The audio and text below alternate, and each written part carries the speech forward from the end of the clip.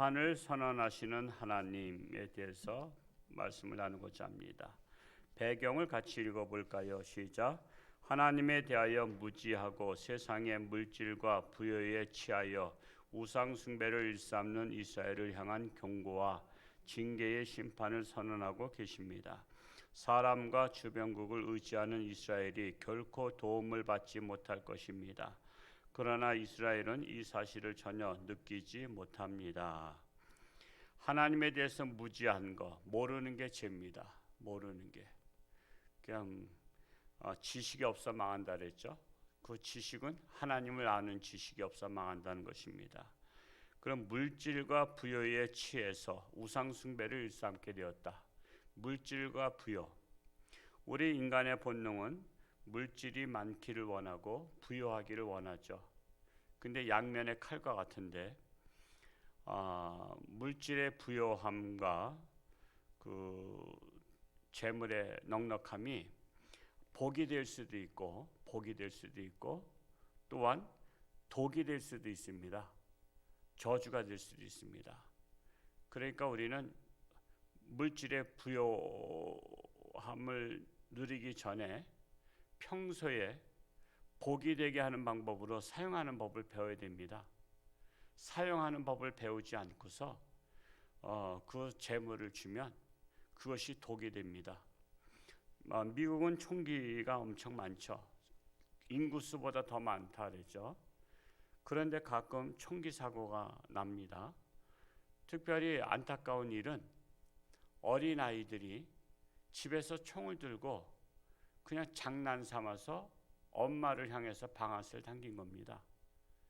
기한 그 총은 목적이 뭐냐면 강도를 방어하기 위해서 총을 집에다 비치하고 두고 있는데 강도를 방어하기 전에 그 아이가 엄마를 방아쇠를 당겨서 쏴서 죽이는 겁니다.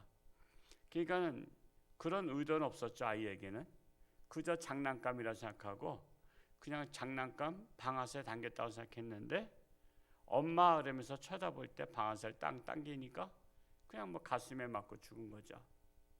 그러니까 집안을 지켜야 될 총이 가정을 무너뜨리는 역할을 하는 것 같아요. 그것처럼 이 재물, 부여가 이것이 복이 되게 하는 훈련을 받아야 됩니다. 그래서 어려서부터 잘 쓰는 훈련을 받아야 됩니다. 그래서 늘 하나님에게 드리고 또한 가난한 이웃들에게 나누고 그리고 내가 쓰고 이런 것들을 원칙적으로 우리가 정하고서는 쓰도록 아이들한테 가르쳐야 됩니다.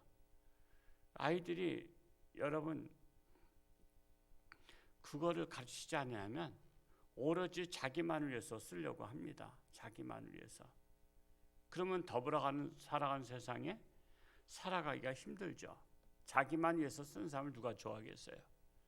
그래서 아이들한테 여러분 용돈 줄 때 하나님 앞에 11조 떼게 하고 또 한 10분의 1은 너 어려운 이웃들한테 나누게 하고 아니면 친구들이 어렵다 그러면 친구들한테 필요한 선물을 줄 수도 있죠. 그렇게 하고 나서 나를 위해서 쓰는 거죠. 그렇게 훈련이 되면 그는 재물 부여함을 받아도 그것을 복되게 쓸 수 있는 자가 되는 거죠. 그러나 이 훈련이 안 돼서 갑자기 재물이 생기면요, 그때는 그게 되지 않습니다. 그래서 제가 죽게 하듯 하라 저자이신 최의승 장로님을 제가 존경하는 것 중에 하나는 그분은 정말 어려서부터 찢어지게 가난했어요. 그분이 대천 출신인가 그랬는데 찢어지게 가난하고 건국대학교 다닐 때에도 그냥 옷 한 벌 가지고 양복 한 벌 가지고 겨울이나 여름이나 그 한 벌 가지고 냈다 그래요. 그러니까 빨새가 없어. 입고 다녀야 되니까. 그래서 냄새가 났대. 여러분 총각이 냄새가 나면 처녀들 싫어하잖아요. 그런데 그는 성가대 지휘자를 하면서도 그렇게 신앙이 있는데도 돈이 없어서 11절 못했대. 그래서 한이 맺혀가지고 하나님 저는 돈을 벌면 10의 9절을 하기 원합니다. 라고 결단한 거야. 서원한 거야. 서원. 근데 하나님께서 그걸 들어주셔가지고 10의 구조를 해. 10의 구조를 하고 어떻게 먹고 사나 했지만 하나님의 복 주시면요 10의 구조를 하고도 먹고 살아. 그분이 기업이 11개인가 13개인가 있어요. 여러분 그 정도 기업이라면 한 기업당 얼마 남겠어요? 가령 예를 들어서 한 달에 1억씩 남는다고 치자고. 1억씩 남는다고 치고 13개 기업이면 13억 남잖아. 13억 중에서 90% 줘도 10% 가지고 먹고 산다 해도 1억 3천 가지고 먹고 사는 거야. 한 달에. 먹고 살만해? 아니면 어려워? 10분의 9 바쳤다고 어려워요? 하나님께서 그에게는 10분의 9를 바칠 마음을 주시고 10분의 1 가지고 먹고 살라고 하는데, 예를 들어서 1억 3천, 물론 더 벌겠죠. 기업이라는 데가 한 기업에서 1억밖에 안 벌겠어요? 몇백억 투자하고 몇천억 투자해가지고. 그러니까 그런 분은 10분의 9를 바치고도 사는데 지장이 없어. 왜? 어려서부터 그런 마음의 자세가 되어 있기 때문에. 근데 이 훈련이 안 되면요, 여러분 11조 하는 게 얼마나 힘든지 몰라요. 얼마나 힘든지, 얼마나 아까운지 몰라요. 우리 교회 학교도 헌금들 보면요, 우리 집사님들 자녀들 중에도 11조 생활 안 해. 그 복받기 틀린 거야. 왜 복받도록 만들어야 될 거 아니야. 하나님의 복을 받도록. 나 보면은 참 한심하기도 하고, 왜 하나님의 백성들이 자녀들조차도 복받게 못하냐 말이야. 어려서부터 그거 훈련시켜야 된다니까. 그래야 복을 받는다니까. 저는 우리 교회 학교 자녀들이 다 복받기를 원해요. 아니 애들이 11조 내가지고 얼마나 돼? 아직 코딱지만 하지. 그런데도 여러분 복받는 훈련을 어려서부터 시켜야 그게 복이 되지. 그렇지 않으면 저주가 돼. 그래서 엉뚱한 데로 다 새나가. 돈 쓰는 거 보면 쓸데없는데, 가치 없는 데다 돈을 다 써. 평생 남을 위해서 써보지도 못하고. 저는 우리 홍천주안교회가 물질에 부여해서 남을 위해서 쓰는 일에 풍성할 수 있기를 축복합니다. 풍성할 수 있기를 축복해요. 그래서 사실 사랑의 헌금이나 기부천사 이런 것들은 기본적으로 다 해야 돼. 기본적으로. 그게 훈련시키는 거라고. 훈련. 그래서 우리가 매달 어려운 분들을 도와주는 게 바로, 그들도 도움받지만 홍천주안교회가 내 마음이 아파구나. 그러면 홍천주안교회 성도들 복 주시는 거야. 목사의 사명이 뭐죠? 우리 성도들이 복받게 하는 거야. 복을 받을 수 있도록 길을 잘 안내해 줘야 되는 거야. 제가 춘천에서 지난주에 이번 주인가요? 한 목사님, 우리 교회 사이즈 되는 교회 만나서 이번 추석에 아주 당회에서 어려운 가정들 4만 원짜리 선물을 한 50가정 하기로 했다고 엄청 뿌듯해하고 자랑스러워해요. 50가정이면 얼마죠? 4만 원씩 200만 원이잖아요. 그 교회 모처럼 한번 한 거야. 그 교회도 한 몇십 년 만에 추석에 한번 좋은 일 해보자고 어려운 사람들 4만 원짜리 장로님들이 그래서 이걸 선물을 전달하러 다니고 그랬대. 근데 교회 세워지고 모처럼 200만 원 했는데 우리 교회는 매달 200만 원 우리 기부천사에서 놓아주잖아요. 매달 10년 이상을. 어느 교회가 복 받은 거야? 내가 하나님이라면 어떤 게 복 주겠어? 평생 그 교회 개척해서 처음 한번 불의돕기 추석에 4만 원짜리 50가정 해준 것 때문에도 뿌듯해하는데, 우리는 10년 이상을 매달 200여만 원씩 지금 어려운 가정들 찾아서 도와주잖아. 여러분, 매달 하는 것이 쉬운 일이 아니에요. 몇 년에 한 번 하는 것도 그렇게 정말 보람 있어 하는데, 우리는 그냥 매달 하니까 당연지사 하잖아. 지금 매달 당연지사 한다고. 우리는 그건 당연한 거야. 그러니까 내가 하나님이라도 어떤 게 복 주겠냐 이거야. 홍천주 함께 복 주지. 그러니까 우리가 저는 시스템화해서 만드는 것이 그 시스템화해서 그냥 매일 할 수 있도록 다음에 목사가 와도 그땐 더 할 수 있도록 그땐 200만 원 아니라 400만 원 그 다음 목사 올 때는 600만 원, 1000만 원 그래서 한 달에 1000만 원씩 지역사회 도와주면 얼마나 좋겠어요. 그 장학금도요.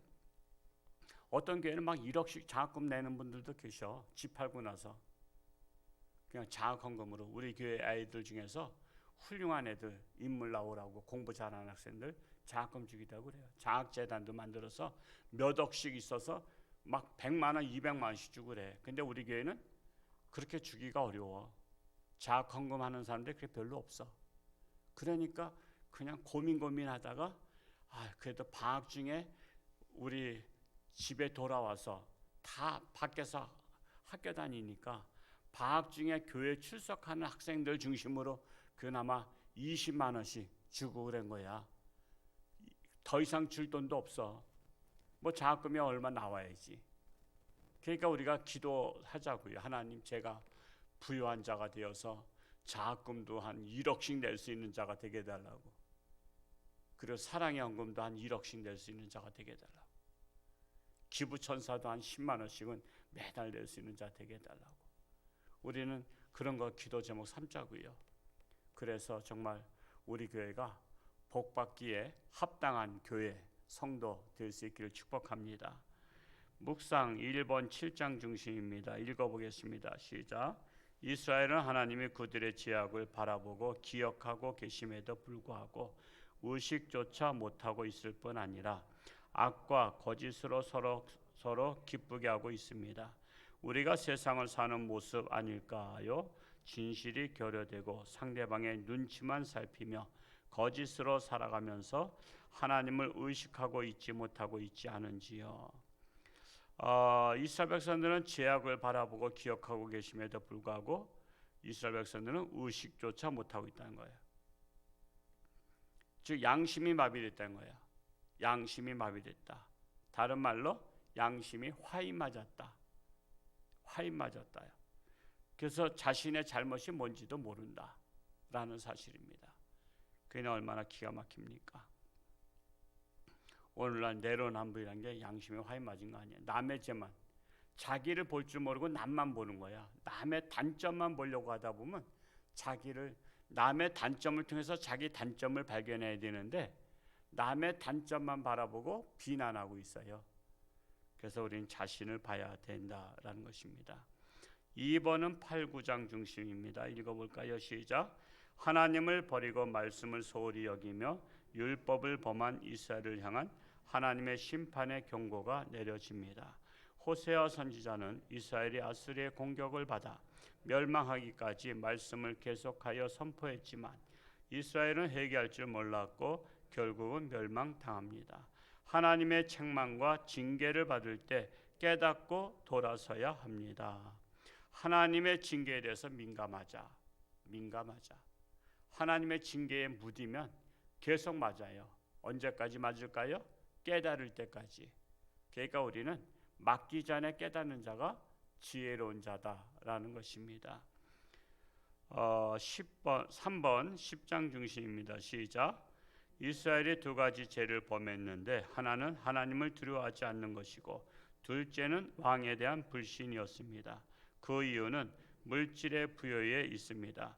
물질이 부여하고 삶이 풍성하면 그 물질에 의존하여 하나님을 잊어버리고 지도자를 소중히 여기지 않습니다. 그렇게 굳어지는 묵은 마음의 땅을 기경해야 합니다.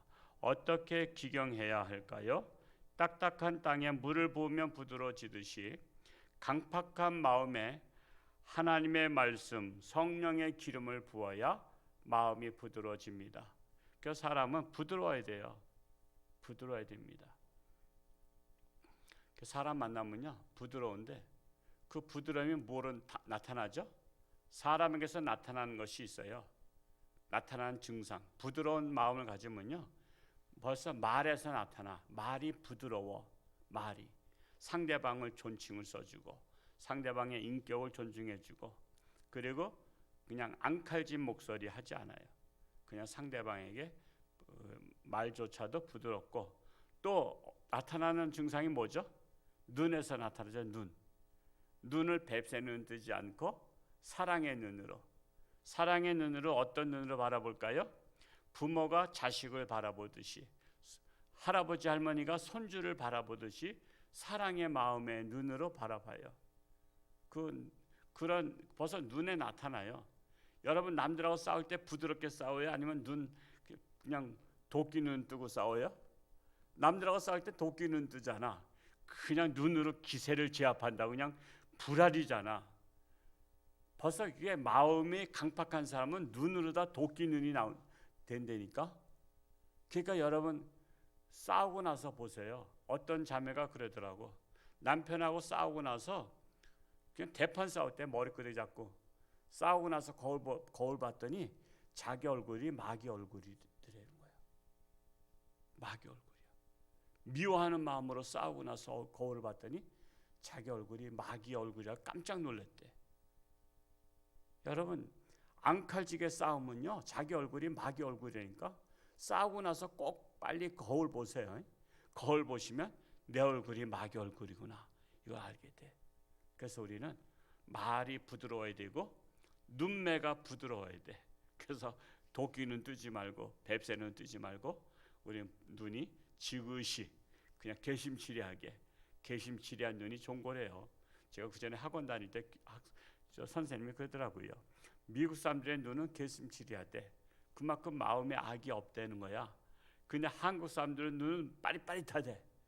왜냐하면 그냥 어서 돈 벌 거 없나, 어서 그냥 남 싸워서 이길 거 없나 하고서는 그냥 그래서 조금만 건드리면 성질 팍 내고 그냥 차 빵빵거리고 막 그냥 소리 지르잖아요.